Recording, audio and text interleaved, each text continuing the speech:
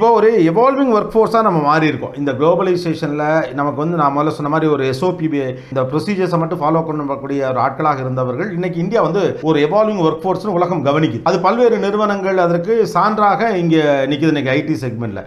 அப்போ இப்படி ஒரு எவால்விங் ஒர்க் ஃபோர்ஸாக இருக்கக்கூடிய இப்போ நம்ம ஒரு எவால்விங் ஒர்க் ஃபோர்ஸாக இருக்கமே, இப்போ நம்ம செய்ய வேண்டியது என்ன? ஃபார் எக்ஸாம்பிள் இன்னைக்கு இருக்கக்கூடிய இந்த குளோபல் ஐடி லேண்ட்ஸ்கேப்பில் ஜெர்மனி அண்ட் பிரான்ஸ் மாதிரியான நாடுகள் வெறும் ஐடியா மட்டும் செல் பண்ணுறான். It's very simple. Idea, knowledge economy.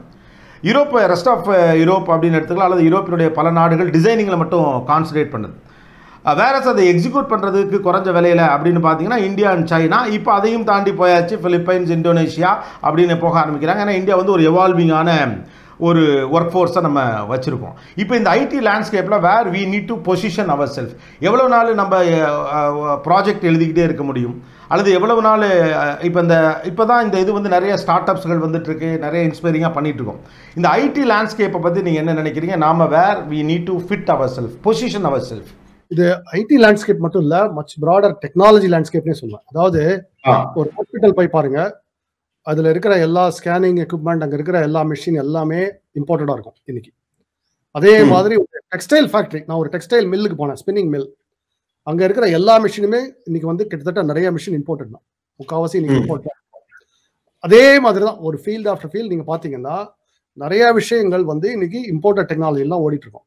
இப்போ இந்த ஒரு ஸ்மார்ட் ஃபோன் எடுத்துக்கிட்டிங்கன்னா இதில் இருக்கிற ஒரு சிப்பு கூட நம்மளால பண்ண முடியாது. இதில் இருக்கிற கேமரா, இதில் இருக்கிற எந்த அட்வான்ஸ்ட் பார்ட்டும் நமக்கு பண்ண முடியாது. மேபி நம்ம கவர் வேணா பண்ணலாம் உள்ள.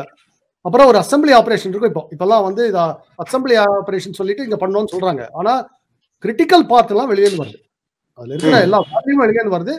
ஒரு $1000 ஃபோன் விற்கிறாங்க, ஒரு 60,000 ஃபோன் விற்கிறாங்க. நம்ம இங்கே வேலை பார்க்குறவங்களுக்கு அதில் ஒரு $500 $1000 கிடைச்சா பெருசு. அவ்வளோதான் இன்னைக்கு நம்ம வேல்யூ அடிஷன் இந்தியா அப்படின்னு சொல்லலாம். இல்லை, இதுதான் ரொம்ப காலமாகவே இங்கே நடக்கிறதா பார்க்க வேண்டியிருக்கு. அதுதான் ஏன் இன்னும் அதில் சேஞ்ச் பண்ணல. ஒரு 25 இயர்ஸ் ஆஃப் எக்ஸ்பீரியன்ஸ் இதுக்குள்ள நமக்கு இருக்குன்னு நினைக்கிறேன். கிட்டத்தட்ட 96க்கு பிறகு 97க்கு பிறகுலேருந்து நம்ம தொடங்கி இன்னைக்கு உண்மையிலே வி ஆர் வெரி பவர்ஃபுல், ஒரு பார் எக்ஸலன்ஸ் நாலேஜ் எக்ஸ்போஷர் நமக்கு இருக்குது. ஸ்டில் ஒரு அசம்பிளிக்கு இது பண்ணுறது நம்ம இந்த லெவலில் சாட்டிஸ்ஃபை ஆகிடுறோமா? இன்டர்நேஷனல் கம்பெனிஸ்லாம் இங்கே இருக்குது, இன்டர்நேஷனல் கம்பெனியோட அசம்பிளிலாம் நாங்கள் பண்ணுறோம், இதிலே நம்ம சாட்டிஸ்ஃபை ஆகிடுறோமா இந்த குளோபல் டெக்னாலஜிஸ் லேண்ட்ஸ்கேப்பில்? இது காரணம் சொல்கிறேன்.